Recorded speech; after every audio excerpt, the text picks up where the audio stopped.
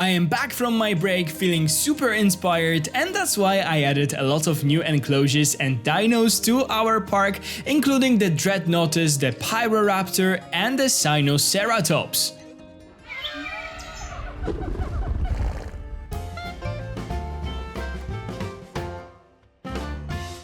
Hello guys, this is Caesar Creates and welcome back to my channel. It is time for another episode of the Jurassic Park Malta, and I am sure that you guys know the drill by now. I am finally back after my break and I cannot wait to build something new in this park. I know that Tom was working on it when I was gone, so he probably added some new and exciting things. So let's have a look at them. Let's have a look what he added. We are looking right now at the things that I've built in my last episode before I left for my break, and I have a feeling that there are some new things right behind me, so let's have a look. Yeah, those are the new enclosures that I added, and we have the entire new section in here that looks amazing. Looks amazing. We have a new lagoon in here. I actually thought about adding the lagoon in this episode, so maybe I'll add another one in here. Who knows? But what is in here? Oh, we have the Plesiosaurus. I love those guys. They are tiny, and there's how many of those he added here? Just look at that. Oh, we are actually in the slow-mo. I didn't realize. Okay, so they look so amazing. I love them, and I think that they really suit to... This looks amazing. This looks really nice. So this is the Carnotaurus enclosure that I added last time, and I think I finished I only did like this path, so Tom added all of that. Again, he did like a small guest section, as he always does. I always keep those parts, and then he needs to add them for me. So thank you, Tom. But yeah, this looks totally amazing. Let's see what else is in here. Okay, so we have an enclosure that is connected to this lagoon, and it looks amazing. And we have the Nigerosaurus in here. I love those guys so much. One of my favorite dinosaurs in the game, so I'm really happy that Tom added them. They look so cool. And yeah, they have this really amazing enclosure. I really also like those rocks.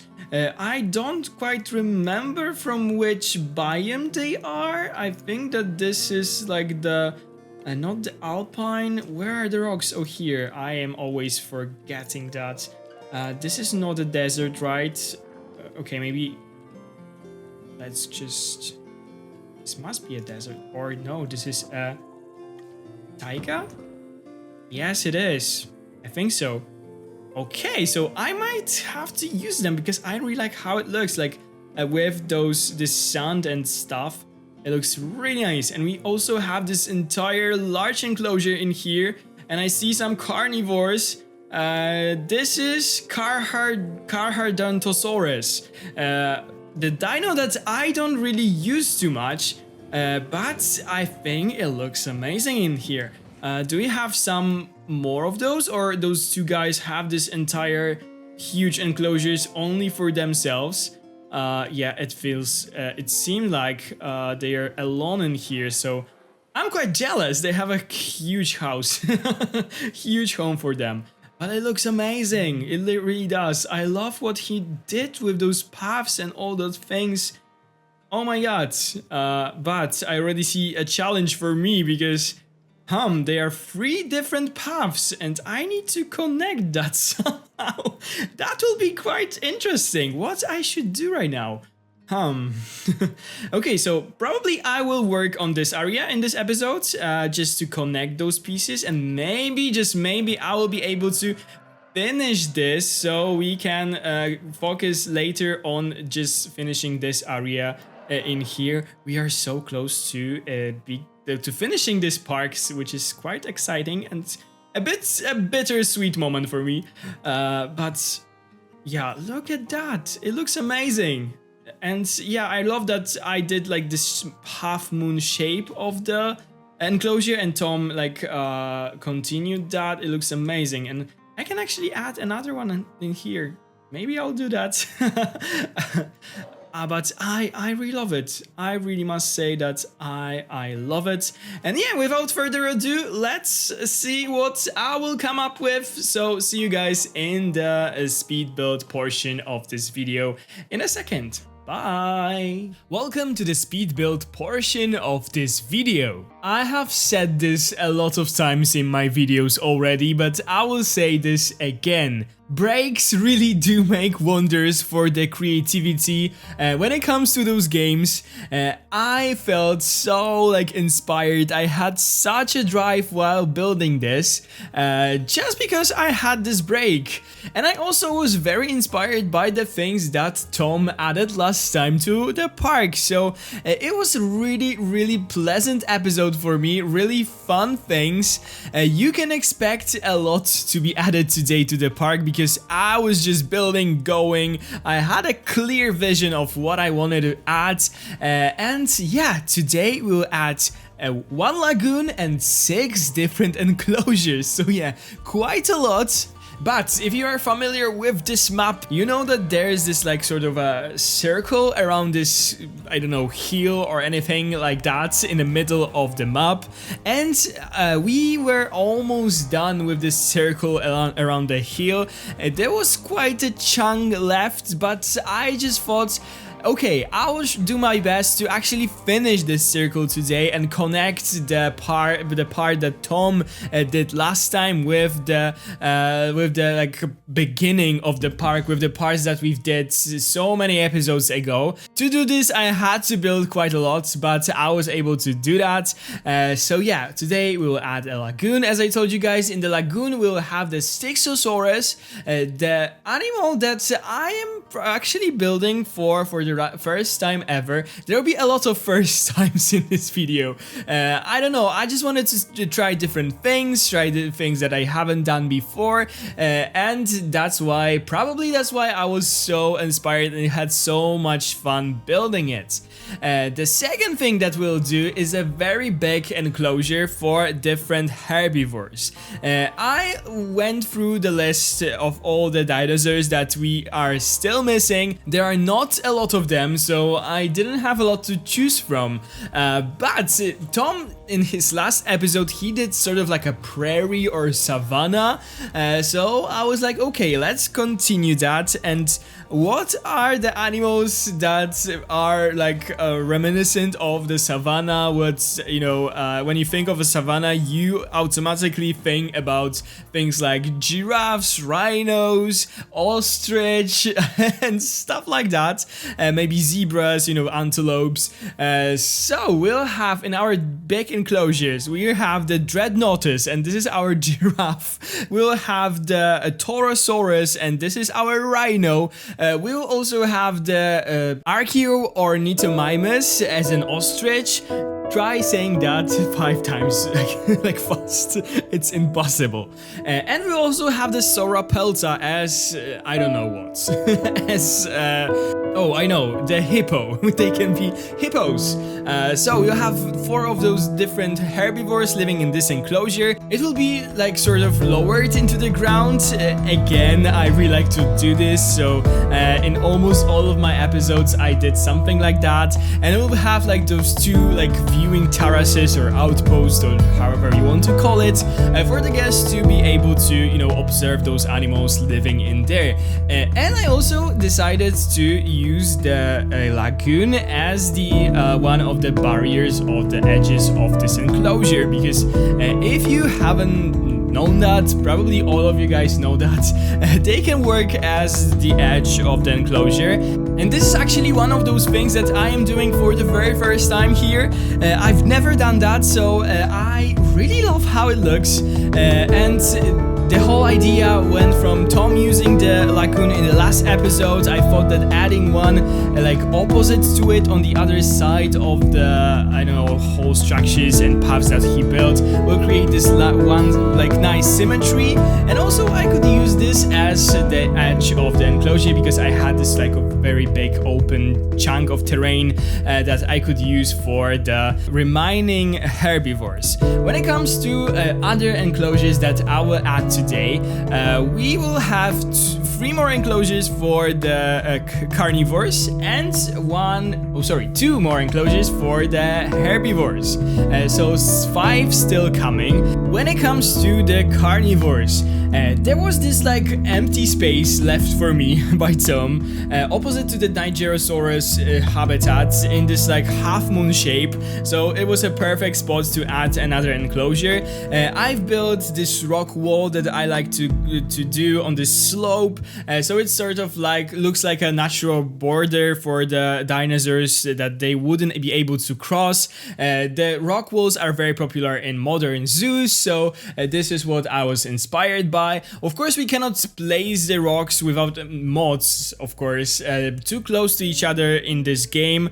So what I am doing to achieve this like more like seamless look is that I am adding a lot of different trees in between those rocks. So it's the trees kind of like cover those empty spaces that could potentially look like the big or small carnivores or other dinosaurs could, you know, cross or walk out of the enclosure using those spaces. The tree that I love, especially for this biome, and again, I am so happy that we can now use the trees from all of the biomes.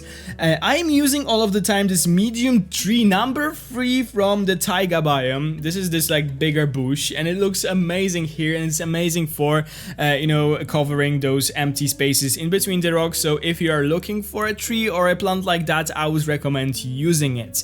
So in this enclosure, I will add it's not the biggest one, and it's also not the smallest one. So I was sort of like looking at the list of the dinosaurs left, and I found the Matricanthosaurus. So I decided to add 3 of those guys here.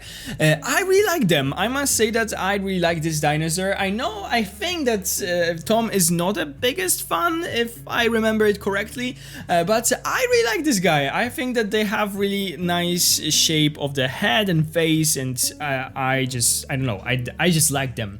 The other 2 when it comes to the carnivores will be the Protoceratosaurus, the smaller carnivore, the very colorful one that I really like, and I just wanted to add it here, so I'm glad that Tom didn't have a chance to use it still. And then I will also add the Pyroraptor. This was again a bit unexpected, but I didn't have a lot of space to work with, and I again went through the list of dinos, and I saw that there's not a lot of smaller carnivores left. There was only velociraptors, which we want to sort of save for the finale of this series. There were Morus intrepidus, which were a bit too small for this, and the Pyroraptor. We have some feathered dinos in this park, so I think it still makes sense. I don't know, for me Pyroraptor looks like an animal, probably because of the Dominion movie. Looks like a dino that lives in a colder climate. I mean, it was discovered in Europe. It's the half of May right now in Europe, and it's still not quite warm in here. So yeah, we are still like in this spring weather that is sometimes it's very cold. There are some warmer days, but in a place where I live right now, it's basically like a cold weather. So yeah, the Pyroraptor definitely for me is a colder climate animal, but okay, let's just, you know, I hope that Tom won't mind simply because, you know, we can sort of like close our eyes a bit. I mean, I was visiting the San Diego Zoo, and in San Diego it gets warm, and there were polar bears in there. So if the polar bears can live in San Diego, then the Pyroraptor can live on the desert, simply. Okay, and opposite to the Pyroraptor, we'll have 2 more herbivores.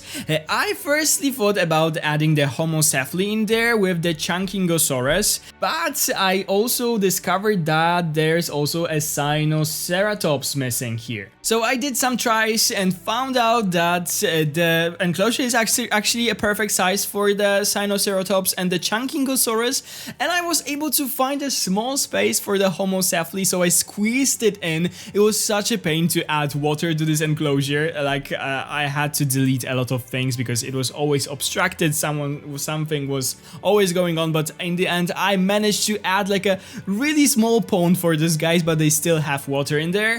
So yeah, those are all the animals that I added today. Quite a lot of them. We have the Homocephali, we have the Sinoceratops, we have the Chankingosaurus, the Pyroraptor, the Protoceratosaurus, the Metricanthrosaurus, the Styxosaurus, the Dreadnoughtus, the Torosaurus, the Sauropelta, and the Archaeornithomimus. Yeah, those are all. So quite a lot of them. As you guys can see, I was kind of in a mood for building. I just sat there, built, and added all of that, and I'm so proud of myself.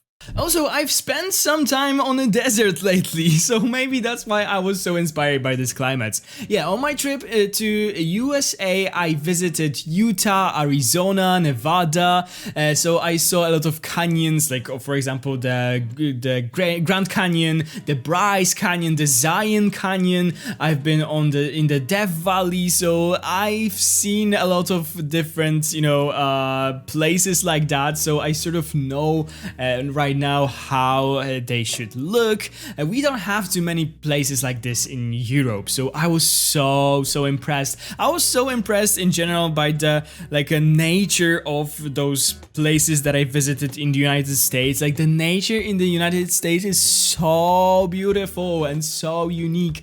Like for example, the Mojave Desert, when you are driving through this whole space of nothing, and it makes such a huge impression. Because we don't have spaces like this in here. We just, everything is covered with forests, or we have a lot of, different small towns and villages, so you don't see that huge chunk amount of open space and so on. And also the Joshua Tree Park was amazing and looks so good. I was in love with that place. So yeah, definitely the natural part of the United States I was in love with. When it comes to the cities, I like them. I prefer still European cities over US cities. I really like San Diego, for example, and I liked San Francisco, although they have this homeless crisis, which can be a bit scary when you are coming there for the first time and you are not used to that. But yeah, I definitely enjoyed my trip so much, but I am so glad that I am back and I am able to record for you guys, because I missed you so much. And yeah, this is all that I have for you in the speed build portion of this video. I will see you in a second to show you guys everything that we've built today. Hello again for the third time today, and now it's time to have a look at everything that I added to our Malta park in this video. So without further ado, let's jump right into it. So if you guys remember, this is the part of the park that has been here for a while, because we've been working on it from the very beginning. We started here, then Tom added this part, then I built this a bit out of nowhere, then he built this and so on, and we didn't have this connection in here. Right now the park is just basically done around this whole hill in the middle. So what I did in this video is connect that part that was back there with the rest of our park, and this is what we'll have a look at today. So there is a new Homocephali enclosure, a really tiny one, but those guys are tiny, so they don't need quite a lot of space. And of course, everyone loves Homocephali. I love them as well. They are panicking for some reason. Let's just not think about that. There are a lot of dinosaurs panicking at this point in the zoo.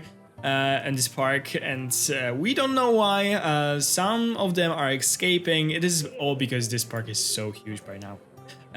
So in here we have enclosures on two sides. On the left hand side we have the Chankingosaurus and the Sinoceratops. The Sinoceratops are here. We have 4 of them living here. I am not sure where are the Chankingosauruses. Oh, here. Oh, and this is quite interesting, that the Monolophosaurus can come this way. Let's hope that there won't be any issues. I might add some more rocks in here just to prevent that prevent them from crossing to one another. But the Chunkingosaurus is quite a controversial dino. I personally like it, but I know that many people don't like it because of this thing under the chin. I mean, this is something that some animals in real world right now have, so I don't mind it. It looks cool. Okay, continuing, we have the Pyroraptor enclosure in here. We have a lot of Pyroraptors, and I must say that I am not too familiar with the skins for the Pyroraptors because they are simply crazy. Some of them are so colorful, like for example this one. And what I did was just went for the random skins, and this is what the game gave me. So there are some that are not quite, quite fitting to this park, but most of them I feel like are quite okay. Like this one, for example, this one is looking nice. Those are looking nice, the white one, but there's, I think somewhere here, this like crazy green one that looks so weird in this enclosure, but I just decided to, just stick with it and just leave it here. Where are you? Oh, this is the green one. Yeah, this looks just... But, okay. Probably Tom will say something about this, I am sure. Okay, continuing, we have this huge Savanna enclosure, and we have the Dreadnoughtus, the Dominion variant. This is the Dreadnoughtus, the Dominion skin, but we also have some of the different variants as they were added to the game later. I really like this one, and this one also looks nice. So we have our giraffes, as I told you guys before, and we have our rhinos in here, so the Torosaurus, as you can see. Really nice, like a bit like a paler skins. I think that they work in here. We have our ostriches, so they are here ornithomimus, moving in quite a nice herd. And we also should have somewhere here the Sauropelta. Where are you guys? So we named them our hippos, right? Oh, here they are. So those are our hippos in here. They have this really cool and big enclosure, and I love this part about this. It looks so cool from those viewing towers, viewing terraces and so on. Okay, moving on, we have the Protoceratosaurus in here. Again, I love those guys so much. One of my favorites when it comes to the smaller carnivores. They have some really cool skins. They are just those lean, like very fast dinosaurs that just look so cool, and I like them so much. They have this like back wall. I forgot to say that I decided to use only the Mediterranean rocks in here just to continue the thing that was going on here, because lately we've been using a lot of different rocks. For example, here are more like a taiga rocks. I use temperate there. So here you can see me going back to the Mediterranean. Okay, this is something that I didn't show you in the speed builds, but I created some like a big intersection that it is an entrance to this like whole area that is on this hill that we saved for those more like iconic dinosaurs, so you can expect things like T-Rex in here or Velociraptors in the future. I also connected this, but Tom, if you are watching this, this is like sort of, you can leave that if you want, but I just wanted to have this connection. If you want to delete that and do like a different path or anything, you are welcome to do so. So yeah, I decided to make it like more like an epic entrance to this more epic part of the park that will have more epic dinosaurs again. So I decided to add this, and this was another first for me. I never have done that. I never used that gate.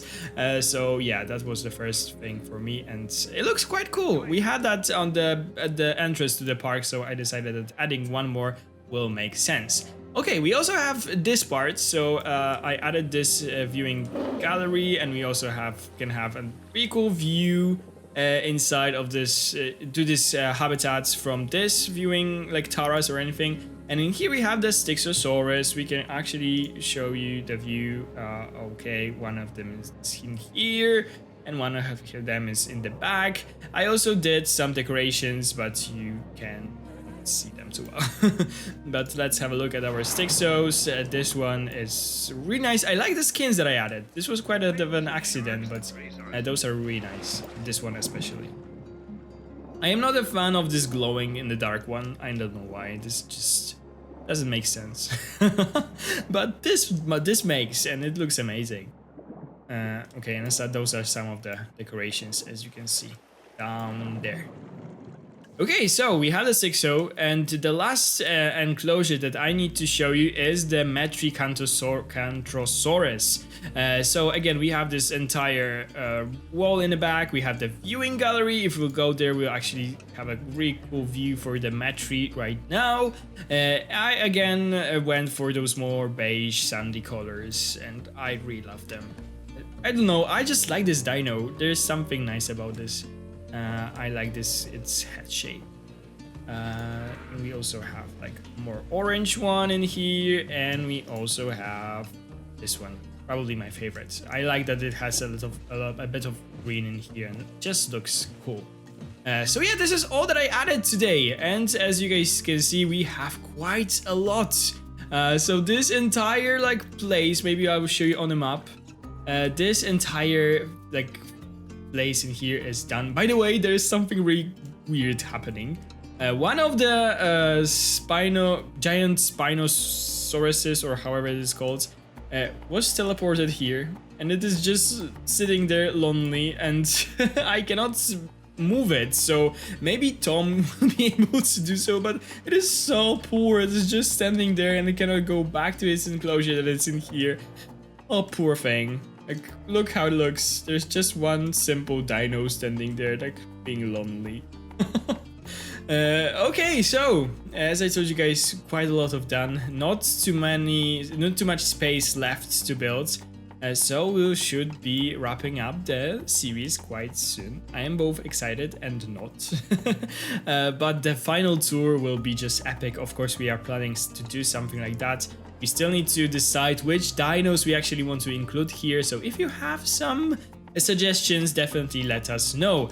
And I almost forgot about the Polish word of the day. I know that Tom gave you last time the word for sand in Slovak. I forgot how it was in Slovak actually, but he said that he thinks that in Polish it is pisek, and it is not. In Polish it is piasek, so it's not like, it's a bit longer than pisek. Pisek sounds kind of funny in Polish. If you say pisek to Polish person, he'll probably think of piesek, which is a small dog, but piasek, yeah, sound is piasek. And I had quite a lot of struggle, like, coming up with the name. I haven't watched all of Tom's videos. I've watched most of them, but I haven't watched all of them. Sorry, Tom. So I don't know what he gave you already in his previous episodes. I love the trees that I am adding recently, so I'm kind of, tempted to go for a tree, but I don't know if Tom did that. Maybe he did. If he did that, sorry. But the tree in Polish is drzewo. So quite an maybe more difficult word for someone who is not Polish, because there's this j in there, so it's drzewo. So if you are maybe foreign, this can be quite a struggle, but yeah, this is drzewo, and we have multiple, so those are drzewa, and I am really really curious what it is in Slovak. And I also forgot to tell you that there's a new guest area in here, and I also did a small backstage area. Okay, so this tour is a bit long, so I should end it by now. It had to be long because I added quite a lot, as you guys can see. I hope you enjoyed it. If you did, please consider to subscribe to my channel if you haven't already. Make sure to also subscribe to Tom if you don't want to miss the next episode that will be up on his channel. If you enjoyed the video, please give it a big thumbs up down below. Ring the bell if you want to be notified every time I upload a new video. And of course, leave me a nice comment if you enjoyed the video, and leave us some suggestions for the dinos that you still want to see in the series before it ends. Thank you guys so much for watching. Have a wonderful day, and I'll see you in the next one. Bye guys!